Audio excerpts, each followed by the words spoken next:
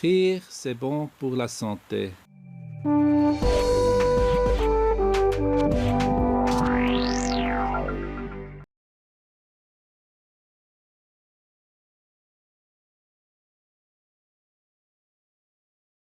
Bienvenue à cette présentation consacrée à l'histoire de la Suisse entre 1815 et 1900, intitulée La naissance de l'État fédéral. Après un siècle de révolution, tout le 19e siècle va être emporté par un tourbillon de progrès. Cette période a vu l'avènement de la Suisse comme un État fédératif en 1848, probablement la date la plus importante de son histoire. Parallèlement, le pays s'est construit comme une nation à l'instar des autres États européens. Mais surtout, la société dans son ensemble va être transformée par l'essor économique qui conduira à une première forme de mondialisation. En l'espace de quelques décennies, une Suisse nouvelle va émerger en 1848, puis se consolider dans la deuxième moitié du 19e siècle dans un contexte général de tensions politiques et sociales qui vont mener à un suicide collectif, la Première Guerre mondiale.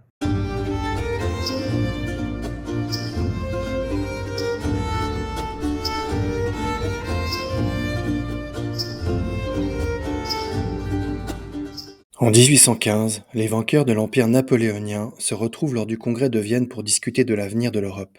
Ils dessinent une nouvelle carte du continent et se partagent certains territoires repris à la France, sans consulter les populations concernées. Les puissances du congrès de Vienne forment la Sainte Alliance, qui doit permettre de préserver partout les pouvoirs conservateurs en intervenant par la force si nécessaire. La plupart des pouvoirs monarchiques ou aristocratiques balayés par la Révolution française en Europe sont rétablis, mais un retour pur et simple à l'ancien régime est impossible. Plusieurs réformes, comme l'égalité devant la loi, où l'égalité devant l'impôt reste partout en vigueur. Les impôts, tout ça c'est pour le roi.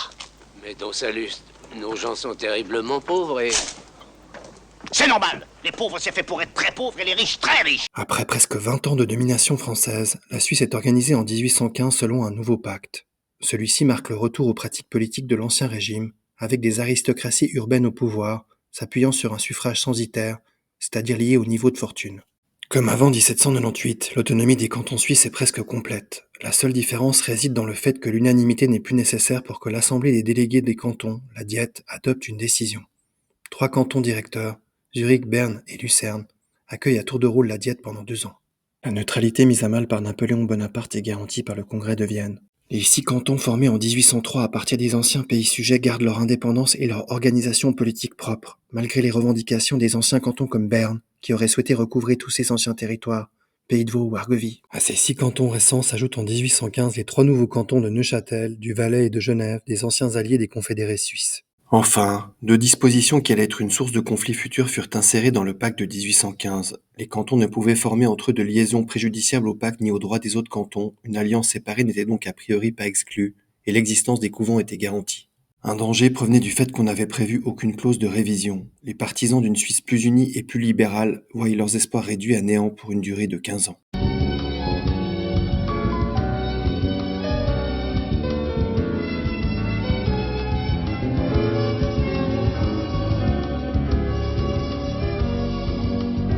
L'une des idées forces de l'époque est que l'occupation française à partir de 1798 aurait pu être évitée si la Suisse avait constitué une véritable nation et non pas une simple alliance défensive entre 13 petites républiques isolées.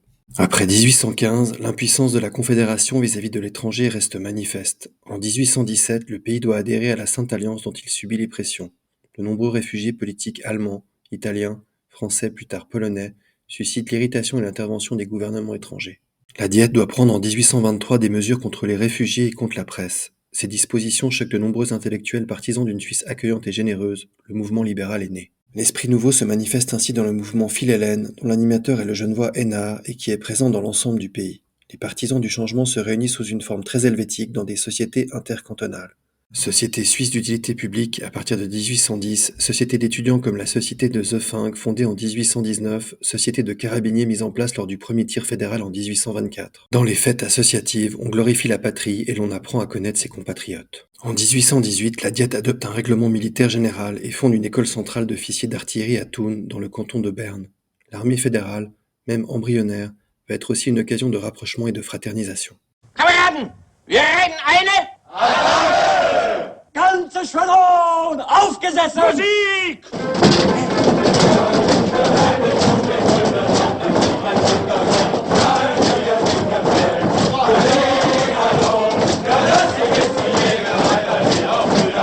1830, à la suite d'une nouvelle révolution parisienne puis européenne, des assemblées populaires se réunissent dans la plupart des cantons suisses.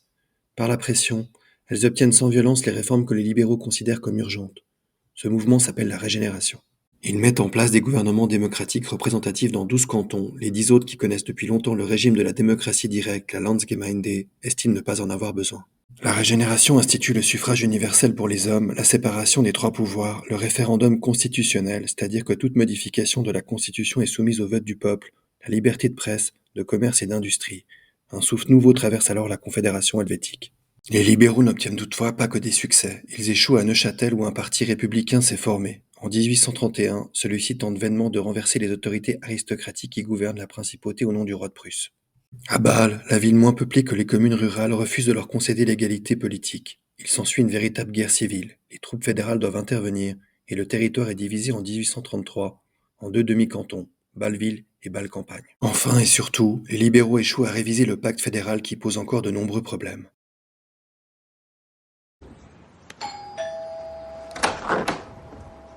Vous êtes... Jimmy, c'est chez vous ici? Tout à fait. Je suis Winston Wolfe. Je résous les problèmes. Ah bah ça tombe bien. Très rapidement, les libéraux sont débordés sur leurs deux ailes. À droite, dans plusieurs cantons catholiques comme Lucerne ou en Valais, ils doivent céder la place à des mouvements catholiques démocratiques ultramontains, c'est-à-dire qui soutiennent la subordination du pouvoir civil à l'autorité du pape et de l'Église. Sur leur gauche, une fraction plus dure, dite radicale, se détache du mouvement libéral. Elle demande l'égalité politique par le suffrage universel, se proclame ouvertement républicaine, ennemie de la monarchie, des aristocrates et de l'Église catholique. Les radicaux suisses, plus déterminés que les libéraux, veulent abolir le pacte de 1815 qui maintient la totale indépendance des cantons. Ils veulent créer un État central qui puisse mener une politique cohérente et intervenir, notamment, dans le domaine social. Ils veulent aussi supprimer les douanes intérieures et les systèmes locaux des poids et mesures qui entravent le développement économique du pays. Le fossé avec les conservateurs et les libéraux devient de plus en plus large. Libéraux et radicaux ont toujours été de proches cousins, partageant certains points de vue, certaines aspirations, ce qui ne saurait toutefois justifier un mariage, tant il est vrai que les mariages entre cousins sont contre nature. Dans le canton d'Argovie où les protestants sont en légère majorité, les deux confessions ont droit au Grand Conseil à un nombre égal de sièges. En 1841, la parité est abandonnée. Chaque district doit être représenté dorénavant en proportion de sa population. Un soulèvement de paysans de la partie catholique a lieu. Le gouvernement, farouchement radical, accuse les couvents d'avoir excité les rebelles et les supprime. Les catholiques se plaignent alors à la Diète, car une des rares restrictions à la souveraineté cantonale résidait dans la garantie de l'existence des couvents. Le pacte de 1815 avait été manifestement violé. Après de longs marchandages, la Diète s'en tire avec un compromis qui ne satisfait personne. Des 8 couvents argoviens, 4, ceux des femmes manifestement innocents, sont rétablis, les autres restent fermés. À Lucerne, le Parti catholique démocratique au pouvoir décide en 1844 de confier la direction de l'enseignement secondaire aux jésuites. Là encore, il est dans son droit. Mais les jésuites sont considérés alors comme les suppôts du pape et de la réaction. Un député de la Diète, celui d'Argovie précisément, venait de proposer sans succès leur interdiction. À cette époque, il y a des collèges jésuites à Fribourg en Valais et à Schwytz, mais Lucerne étant un canton directeur, sa décision est perçue comme une provocation. Les radicaux lucernois et leurs soutiens dans les autres cantons tentent de recourir à la force. Ils constituent sur les territoires bernois et argoviens des corps francs, qui par 2 fois lancent des expéditions sur Lucerne en échouant à chaque fois piteusement. Se sentant menacés, les 7 cantons conservateurs catholiques, le noyau dur de la Suisse plus Fribourg et le Valais, concluent en 1845 une alliance séparée, Sonderbund en allemand. D'abord secrète, elle n'est rendue publique que l'année suivante. Cela n'était pas expressément interdit par le pacte de 1815. Les cantons catholiques se mettent cependant dans leur tort en passant des accords avec des puissances étrangères qui voient, non sans raison, dans les événements de la Suisse une menace pour l'ordre européen. L'Autriche, la Prusse et la Russie promettent leur appui diplomatique. L'Autriche fournit de l'argent, la France du Premier ministre protestant Guizot et le Piémont-Sardaigne livrent quelques armes. Les libéraux désapprouvent le Sonderbund, mais ils estiment ne pas être en droit de s'y opposer. Les radicaux exigent sa dissolution. Par des petites révolutions à Lausanne et à Genève et par le jeu des élections à Saint-Gall, ils obtiennent la majorité. En juillet 1847, la Diète juge le Sonderbund incompatible avec le pacte par 12 voix contre 7. Après une dernière tentative de médiation de Bâle-Ville, la vieille pratique confédérale, on se prépare dans les 2 camps à la guerre.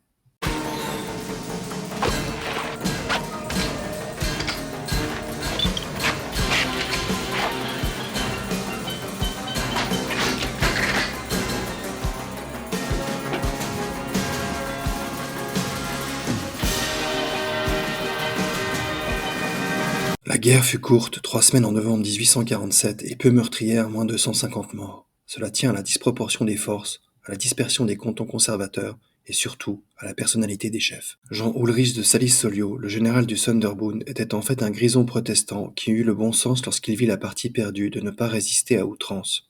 Celui de l'armée fédérale, Genevois Dufour, savait qu'il faisait la guerre à des compatriotes, et considérait que son armée, qui comptait de nombreux catholiques, était celle de la Suisse et non celle des radicaux. Les conservateurs catholiques espéraient que la guerre traînerait en longueur et que les puissances étrangères interviendraient en leur faveur. Aussi, Dufour agit-il avec rapidité. Laissant les Uranais faire une descente en Léventine au nord du Tessin, il enlève Fribourg presque sans coup férir puis attaque Lucerne. C'est devant cette ville qu'eut lieu le combat principal. Le centre du Sonderbund tomba, les Waldstätten puis le Valais se soumirent dans les jours suivants. En 3 semaines, la guerre était terminée, une intervention des puissances étrangères, à laquelle l'Angleterre était du reste opposée, devenait sans objet. Après 25 jours de campagne, la paix civile se rétablit en Suisse, notamment grâce à la personne du général Dufour qui a su allier l'efficacité à la modération afin de ne laisser ni haine ni rancune.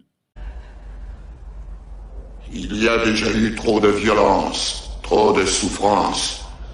Nul dans ce conflit n'est tout à fait pur. Et je vous propose un compromis honorable. Je vous laisserai partir. Avant même que la guerre soit déclarée en août 1847, la Diète avait chargé une commission composée de représentants des cantons radicaux d'élaborer une nouvelle constitution.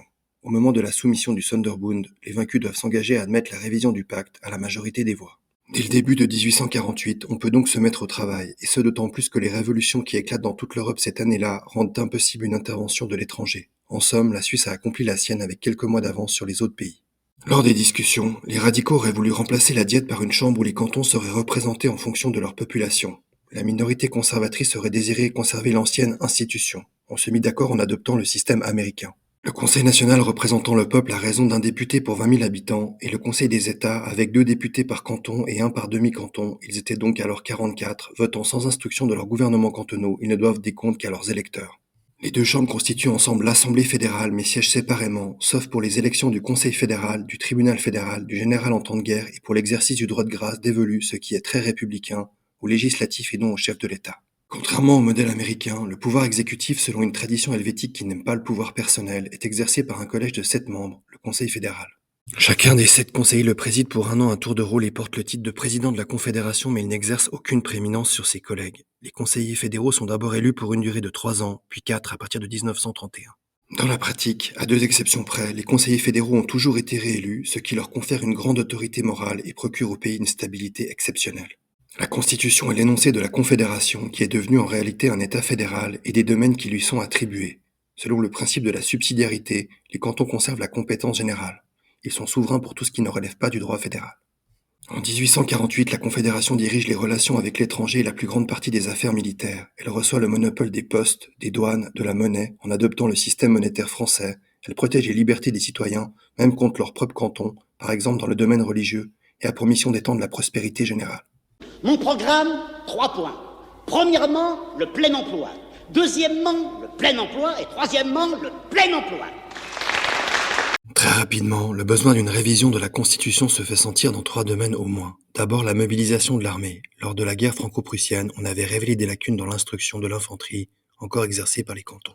Ensuite, le développement des affaires avait mis en évidence les inconvénients que présentait l'existence de 26 régimes juridiques différents. Enfin, un mouvement démocrate s'était développé à Zurich, notamment contre les seigneurs de la démocratie représentative pour une participation plus directe du peuple aux décisions politiques. Sur le plan fédéral, un premier projet est repoussé par le peuple en 1872 par une coalition de conservateurs et de fédéralistes. Ces derniers se rallient peu après à une seconde version, allégée.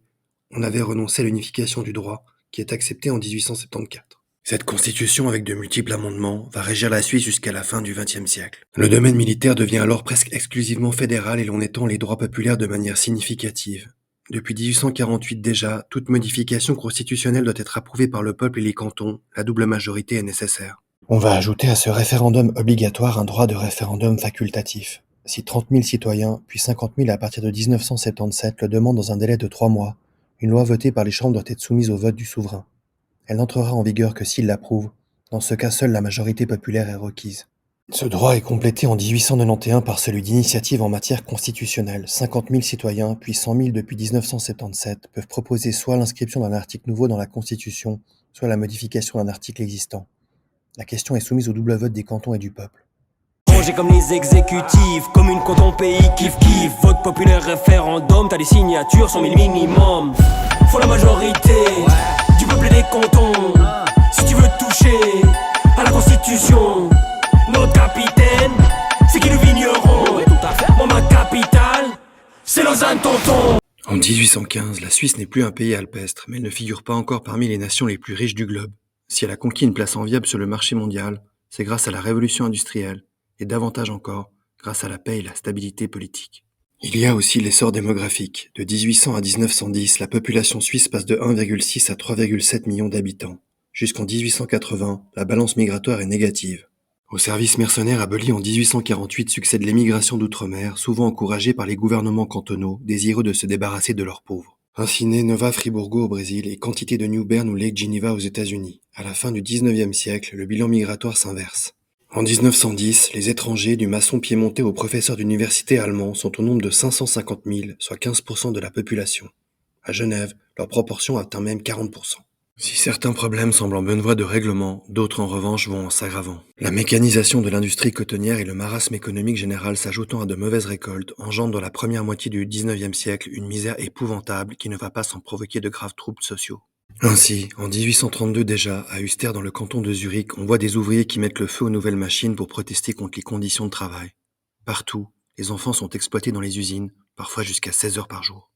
En réaction, le mouvement ouvrier suisse va s'organiser en deux temps. D'abord en 1838 à travers un cercle politique, la Société du Grütli, fondée à Genève, qui a pour devise par l'instruction à la liberté. Puis, dans la deuxième moitié du 19e siècle, avec la fondation de la section suisse de l'Internationale des travailleurs et ensuite la fondation du Parti socialiste suisse à Zurich en 1870. Certains acquis sociaux sont obtenus et les salaires commencent enfin à augmenter dans le troisième quart du 19e siècle, même si le paupérisme connaît une recrudescence lors de la Grande Dépression des années 1873 à 1895. Excusez-moi. Ne vous excusez pas, ce sont les pauvres qui s'excusent. Quand on est riche, on est désagréable. Allons. Allez. Peu à peu, les communications s'améliorent. La construction des chemins de fer en Suisse débute tardivement par rapport au reste de l'Europe. Le relief montagneux et les douanes intérieures s'y opposent longtemps. Le premier rail est posé à Bâle, terminus de la ligne d'Alsace en 1844. La première ligne suisse relie Zurich à Baden en 1847. À partir de 1855, le réseau se développe rapidement dans un premier temps autour des bassins fluviaux et lacustres. Du Rhin à l'Aa, ligne Bâle-Holton, ou du Léman à Neuchâtel, ligne Morges-Yverdon. On débat sur la question de savoir si la construction incombe à l'État ou à l'initiative privée. Dans un premier temps, les partisans de la deuxième option l'emportent. La question du percement des Alpes passionne l'opinion car elle devient une nécessité. Le Gotthard, le Simplon et le Splügen ont leurs partisans. Le projet du Gotthard l'emporte grâce à sa position centrale. Le percement du tunnel est confié à un ingénieur genevois, Louis Favre, qui a obtenu le mandat sur son idée de percer simultanément à Göschenen et à Airolo pour réduire les coûts. Malgré des calculs rigoureusement exacts, le percement ne se passe pas sans catastrophe. Favre y laisse la vie 7 mois avant l'achèvement du dernier tronçon en 1879. Le Simplon eut son tour en 1906 et le Lötschberg en 1913.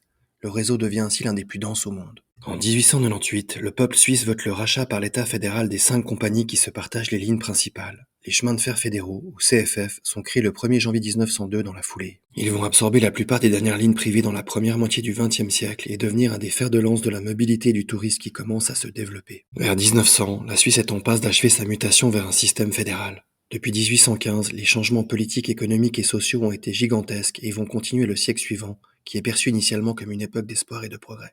L'éclatement de la Première Guerre mondiale en 1914 va ainsi surprendre la Suisse qui va se retrouver sans préparation ni morale ni matérielle. Mais ça, c'est une autre histoire. Cette présentation est maintenant terminée. Un immense merci pour votre attention et à très bientôt.